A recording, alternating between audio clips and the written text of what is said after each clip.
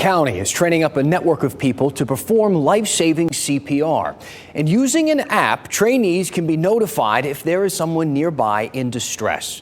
Wake EMS says demand for classes has skyrocketed after Buffalo Bills safety Damar Hamlin's cardiac arrest on the field. WRL's Joe Fisher takes us inside the training.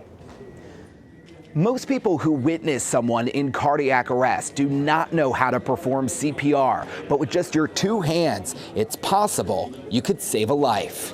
When we start doing this, we will get into when do I stop, when do I not stop. The people in this room come for their own reasons. I have a lot of old friends. But with the same goal. You should be screaming at the top of your lungs, call 911, call 911. To save lives. Are you okay? You okay? All learning how to perform CPR. Put the heel of your hand right in the middle of the sternum. It's helpful to keep your elbows fully extended. And how to use an AED. Call 911! Get the AED! Shock advised. This is someone's life you're trying to save, and it's better of you trying to do the compressions and giving them a better chance of saving them. Play around with it both ways and figure Brooks's father, Brian Brooks, is an assistant chief with Wake EMS. We're going to talk about numbers. We're going to talk about stats. Nearly 650 people have signed up for this free 2-hour training in the wake of Buffalo Bills safety Damar Hamlin's on-field cardiac arrest. Certainly Mr. Hamlin's injury live on Monday Night Football spurned a movement where everybody wants to learn, which is a wonderful thing. And we are shooting for a rate of 100 to 120 beats in a minute.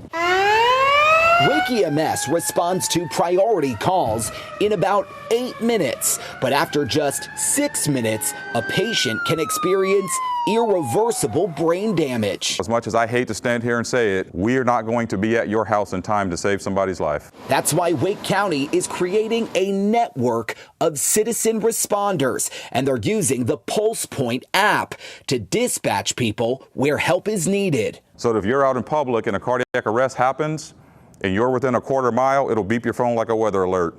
You've likely seen one of these AEDs on the wall, and while the device looks intimidating, once you open it up, it walks you through every step.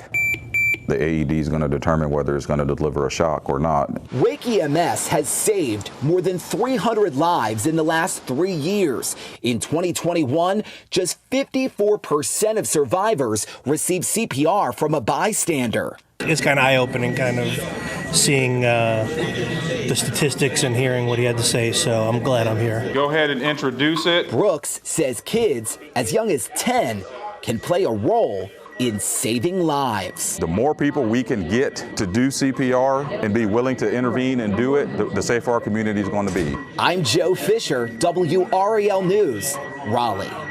Now, keep in mind, Wake County's monthly classes are booked until July. However, Wake EMS does offer free pop-up training for schools, churches, and other organizations. We've posted some contact information on WRAL.com. Just search CPR.